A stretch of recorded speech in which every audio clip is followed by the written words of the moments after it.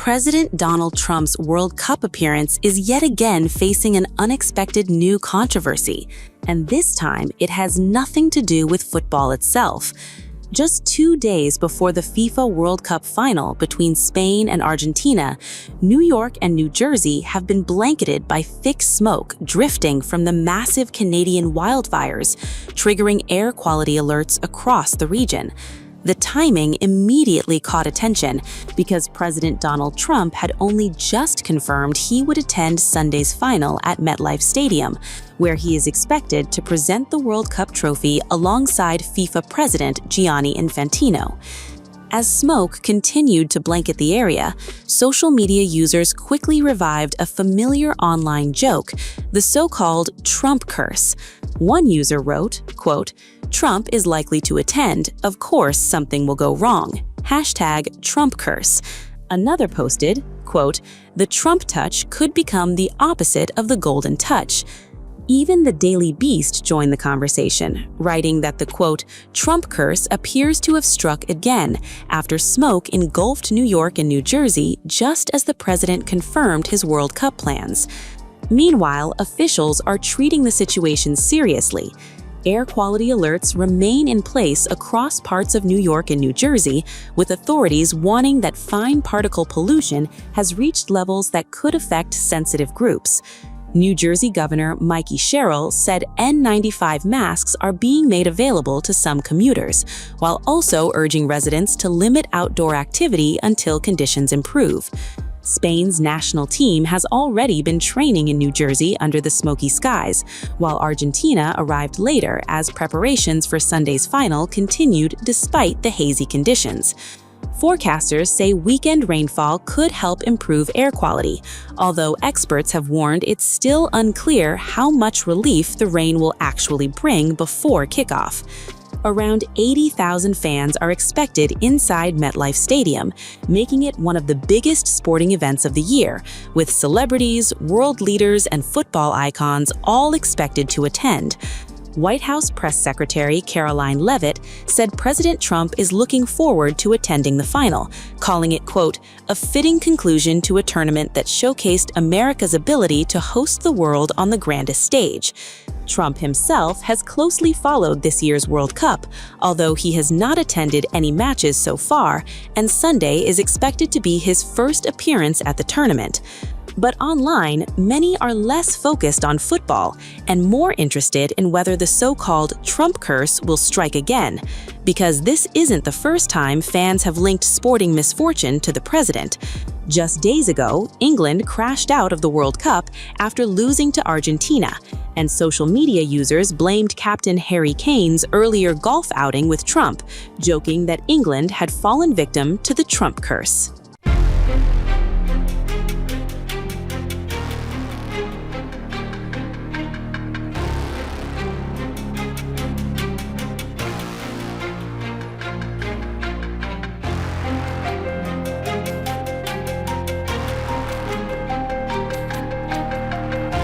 The so-called Trump curse is once again dominating social media, this time after England crashed out of the FIFA World Cup with a 2-1 semifinal defeat to Argentina. The latest wave of online speculation has nothing to do with tactics or penalties, but everything to do with England captain Harry Kane's connection to President Donald Trump. Just days before the semifinal, Kane revealed that he had played golf with Trump around 18 months ago after being invited to the president's Palm Beach course. Speaking at a pre-match press conference before England's quarterfinal matchup against Norway, Kane explained that when the president invites you, you don't really say no. He even praised Trump's golf game, saying, quote, "Trump's golf is pretty good, to be honest," and adding that he hopes he can still play that well when he's Trump's age. But after England's defeat to Lionel Messi's Argentina, social media immediately connected the dots and revived what many online have jokingly dubbed the Trump curse. One user posted, quote, "Harry Kane, who golfed with Trump, is now out of the World Cup.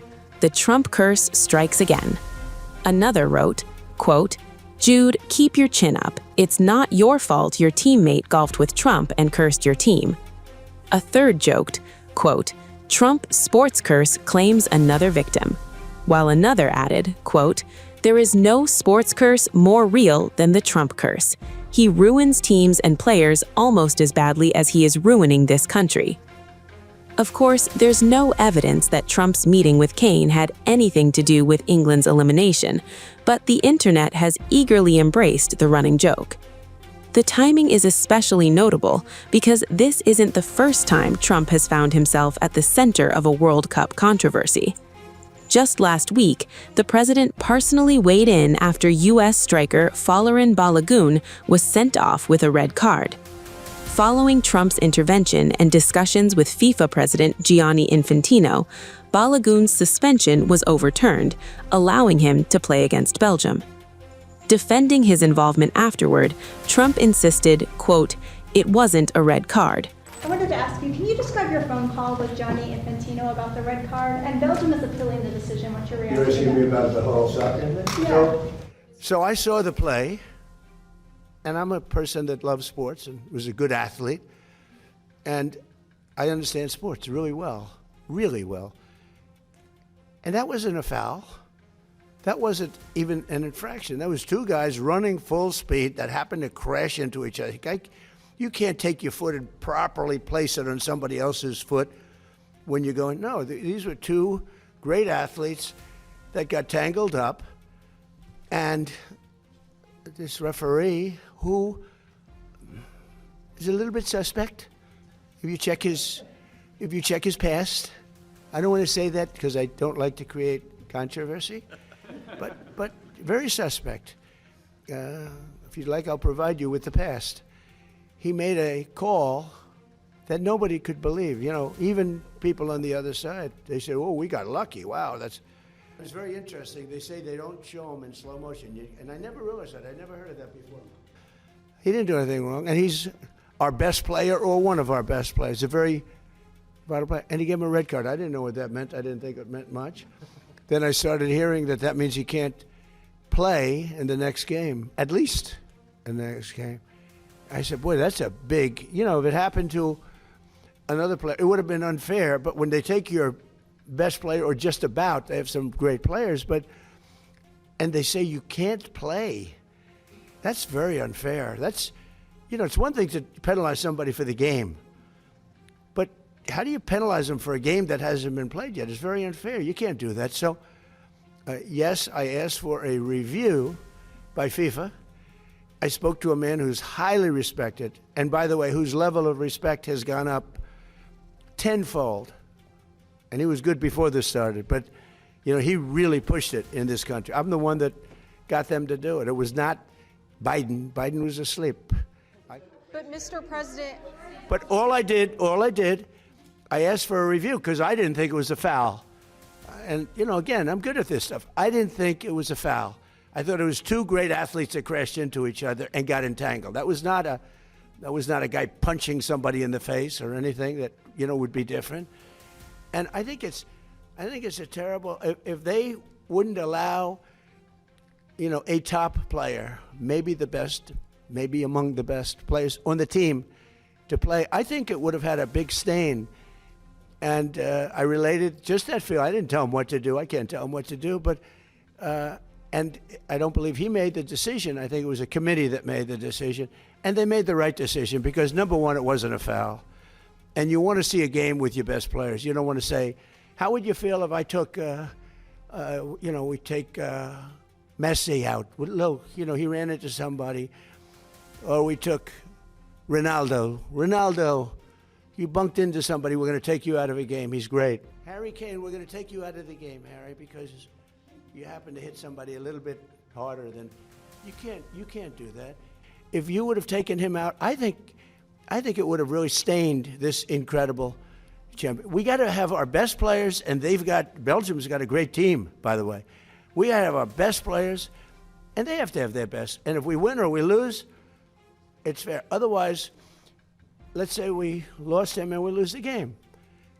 It would be a terrible thing. So I think they made a really brilliant decision. I think the referee's call was horrible. Was it appropriate for you as president? But was it appropriate? Are you going to talk to the Belgian prime minister before the game? I didn't think of it, but I would. He's a good man. But it's his responsibility. I will tell you this. The people in Belgium, if they win the game, they can be very proud. If they would win the game with a player missing, it would have been a different feeling. You can't do that. But the move quickly backfired. Belgium hammered the United States 4-1, and after the final whistle, Belgian players mocked Trump's signature dance celebration both on the pitch and inside the dressing room.